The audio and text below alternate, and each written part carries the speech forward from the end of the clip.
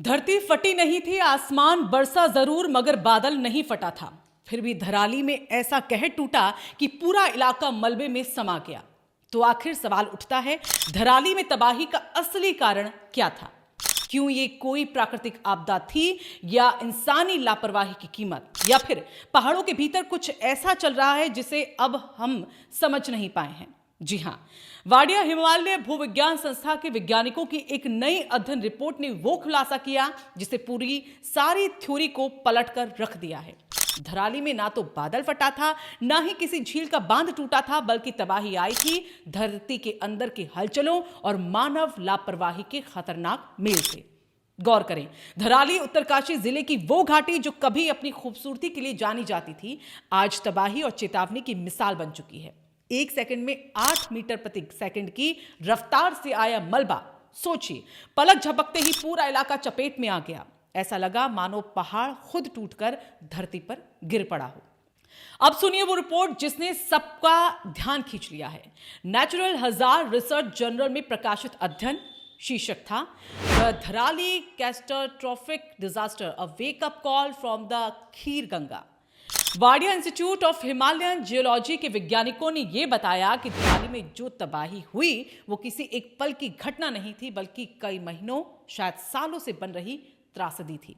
धराली का इलाका दरअसल सिस्मिक और एमसीटी जोन में आता है, यानी यहां जमीन के नीचे लगातार हलचल रहती है। छोटे छोटे भूकंपों के झटके पहाड़ों को अंदर से कमजोर करते रहते हैं। ऊपर से दिन और रात के तापमान में फर्क, बारिश का दबाव और ग्लेशियर के पीछे जाने से बनी मोरेन यानी मलबे की परत, इन सब ने मिलकर एक घातक मिश्रण तैयार किया। जब लगातार बारिश हुई तो यही मोरेन पानी में मिलकर एक लैंडस्लाइड बम बन गया, जो तेज ढलान की वजह से सीधा धराली की ओर लुढ़क पड़ा और बस कुछ ही सेकंड में तबाही की वो तस्वीर सामने आई जिसने देवभूमि को हिला दिया।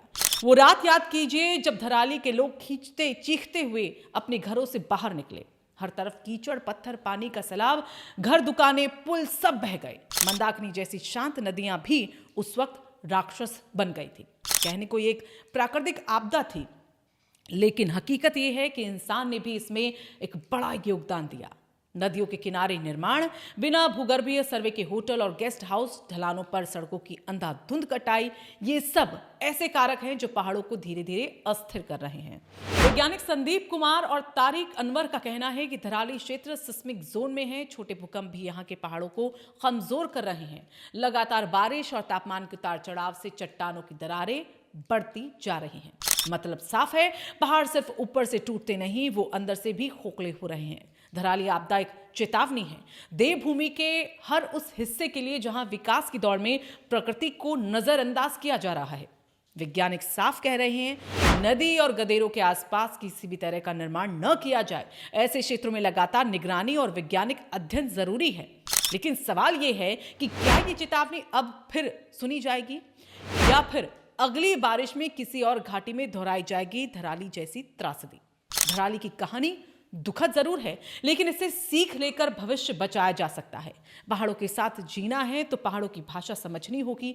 उनके संकेतों को नजरअंदाज करना अब और संभव नहीं, क्योंकि जब प्रकृति जवाब देती है तो इंसान की हर तैयारी बेअसर हो जाती है।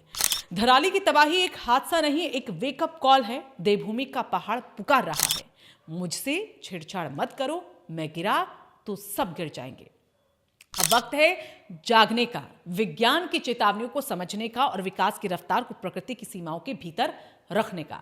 अगर आपको ये रिपोर्ट जागरूक करने वाली लगी तो वीडियो को लाइक करें, शेयर करें और कमेंट में बताएं कि क्या पहाड़ों में विकास के नाम पर हो रही लापरवाही अब रुकनी चाहिए। और हाँ, हमारे चैनल को सब्सक्राइब जरूर करें ताकि ऐसी और एक्सक्लूसिव सच्चाई उजागर करने वाली रिपोर्ट्स आप तक सबसे पहले पहुंच पाए।